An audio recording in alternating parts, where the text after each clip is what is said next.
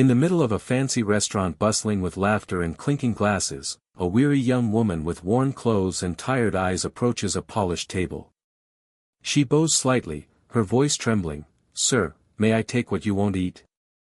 At that moment, the wealthy man sitting at the table looks up, and their eyes meet. What he sees in them makes his heart stop. The clink of silverware and the hum of soft piano music filled the grand restaurant. Crystal chandeliers hung above, scattering light like diamonds across polished tables and velvet chairs.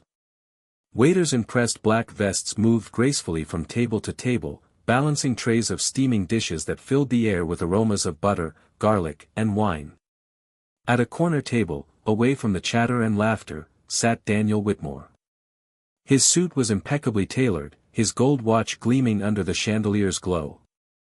To the other diners, he looked like a man who had everything: wealth, power, and prestige. But behind his sharp blue eyes was a heaviness that wealth could never ease.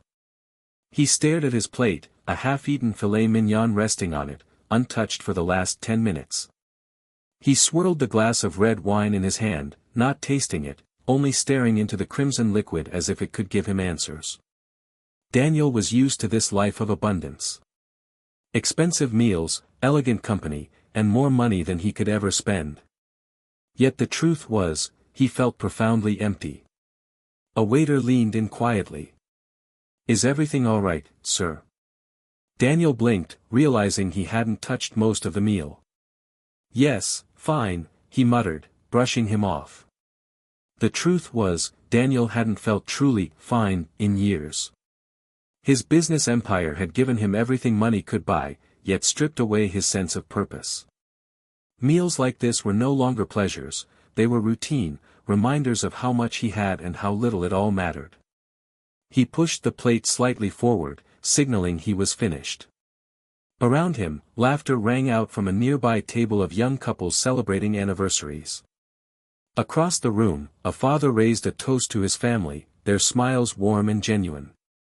Daniel felt like an outsider looking in at a life he didn't know how to touch.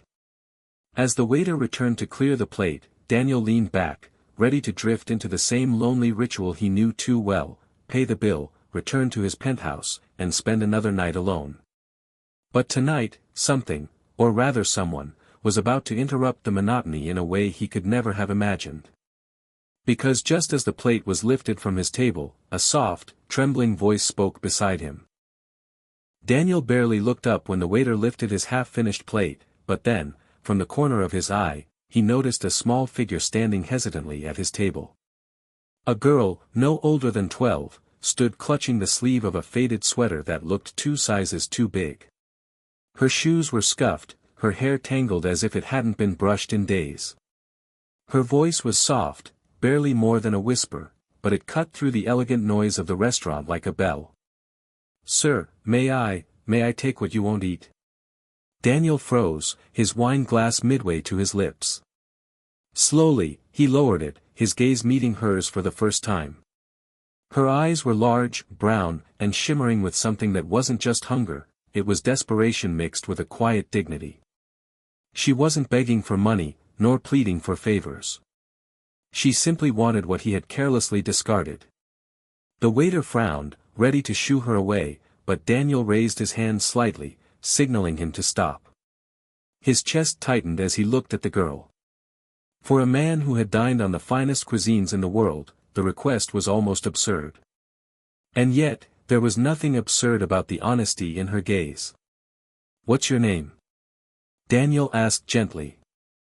"Emily," she replied, her small fingers twisting the edge of her sweater. I just thought maybe you weren't going to finish. I can take it home. For my mom." Her words hit harder than any business negotiation Daniel had ever sat through. She wasn't even asking for herself, she was thinking of her mother. That simple, selfless truth made his throat tighten. Around them, the restaurant seemed to hold its breath. A few diners turned their heads, curiosity sparking in their eyes. The rich aroma of Daniel's untouched steak seemed suddenly heavy in the air, an invisible line drawn between privilege and survival. Daniel studied her, noticing the thinness in her arms, the hollowness in her cheeks, the kind of signs only hardship could carve into a child. His heart, so long hardened by deals and profit margins, stirred with something it hadn't felt in years, compassion. He didn't speak right away. Instead, he leaned forward, his voice low but steady. "Emily, you won't take my leftovers," he said, pausing just long enough for her to drop her gaze in disappointment. Then his words softened, warm and surprising. "You're going to sit here and share a meal with me." Emily's eyes widened at Daniel's words. For a moment, she seemed unsure if she had heard him correctly. Her small frame stiffened as she whispered, "You want me to sit here?"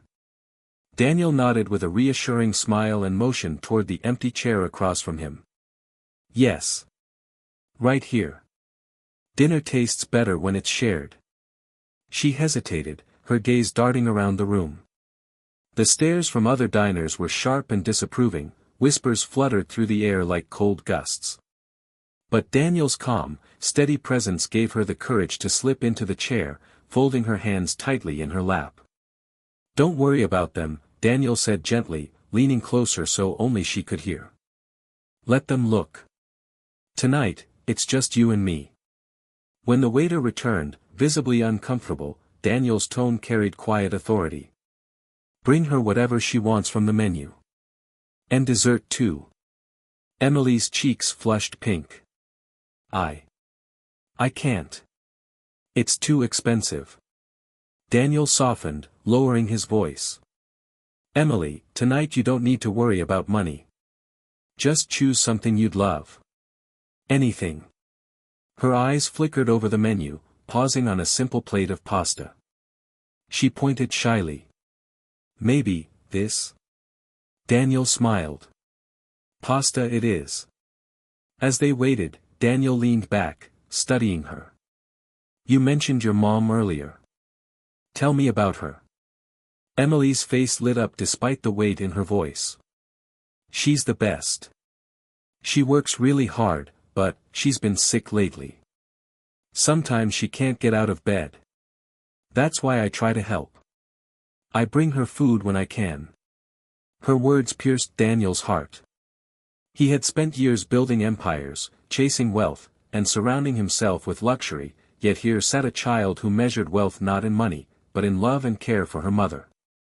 When the food arrived, Emily's eyes sparkled at the sight of the steaming plate. She picked up her fork, but then paused. Instead of digging in, she whispered, "Thank you, sir. Nobody's ever been this kind to me." Daniel felt a lump in his throat. For the first time in years, he wasn't the powerful millionaire sitting at a polished table, he was simply a man, humbled by the gratitude of a little girl. And as Emily twirled her first bite of pasta, Daniel realized something deep inside. This moment, small and unplanned, meant more than all the business victories he had ever won. As Emily savored her meal, her small hands trembling with every bite, Daniel found himself leaning in, eager to hear her story. There was something about her, the quiet strength in her voice, the way she smiled through obvious hardship, that tugged at his heart. Between bites, Emily began to talk more freely. "Sometimes I skip eating so my mom can have more. She says she doesn't mind, but I know she's lying. When she's too weak to work, I try to find little jobs. Sometimes I wash dishes at the diner down the street, or I collect cans. It's not much, but it helps us buy medicine." Daniel's chest tightened.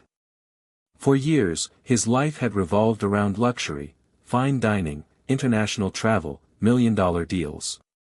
He'd never paused to think what skipping a meal might mean to someone like Emily. The stark contrast shook him to his core. "Where's your father, Emily?" Daniel asked softly. Her fork froze midair. Her voice dropped. "He left when I was a baby. Mom says he couldn't handle responsibility. So, it's just us." Daniel's jaw clenched, emotions stirring. He thought of his own mother, how she had sacrificed everything for him after his father passed away. Her love had been his foundation, the reason he had become the man he was today. Hearing Emily's story was like peering into a mirror of what his life could have been, if not for the unwavering love and strength of a single woman. Emily's innocence struck him even deeper when she added, "Mom always tells me to be grateful. She says kindness is the one thing nobody can ever take from us. That's why I asked for your leftovers. I thought maybe she'd smile if she had something warm to eat." Daniel's throat tightened, his eyes glistening. Around them, the restaurant noise faded, replaced by the weight of her words. This wasn't just about a meal. It was about survival. It was about love between a mother and child fighting against impossible odds. At that moment, Daniel felt a powerful shift. This wasn't chance, it was fate. He had been placed here, on this night, to meet this little girl. And in his heart, he knew, he couldn't just let her walk out the door and return to hunger and struggle. This encounter was meant to change both of their lives forever. Daniel sat in silence for a moment, staring at Emily across the table. The little girl had finished her meal, carefully wiping her mouth with the napkin as if trying to show perfect manners, despite the hunger that had consumed her moments ago. Her eyes were brighter now, full of gratitude, though her frail body revealed just how much she had been through. Taking a deep breath, Daniel leaned forward. "Emily," he said gently, "would you mind introducing me to your mom?" Emily's eyes widened, cautious but hopeful. You want to meet her?" "Yes," Daniel nodded. "If she's anything like you, I already know she's extraordinary." That night, Daniel walked Emily home.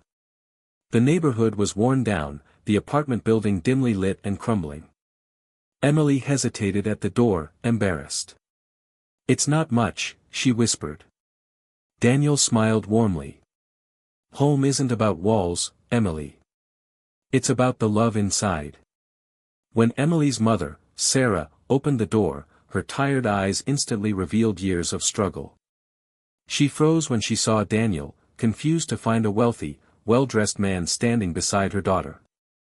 Emily quickly blurted out the story of what had happened at the restaurant. Sarah's face flushed with both pride and shame. "I'm so sorry if she bothered you, sir," she said softly. She just wants to help." Daniel shook his head. "No apologies. Tonight, your daughter taught me more about kindness and resilience than I've learned in years. And I won't forget it." He then paused, his voice steady but filled with conviction. "From this day forward, you won't struggle alone. I want to help. Not just with meals, but with a safe home, medical care, and schooling for Emily. You've both carried too much for too long." Sarah gasped, tears welling in her eyes. Why would you do this for us?" Daniel looked at Emily, then back at her mother. "Because years ago, my own mother carried me through hard times. Someone needs to do for you what she did for me. And maybe tonight, God put us in each other's path for that reason."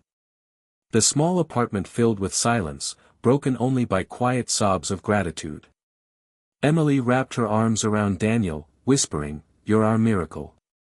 And for the first time in years, Daniel felt his heart at peace, because giving had made him richer than money ever could.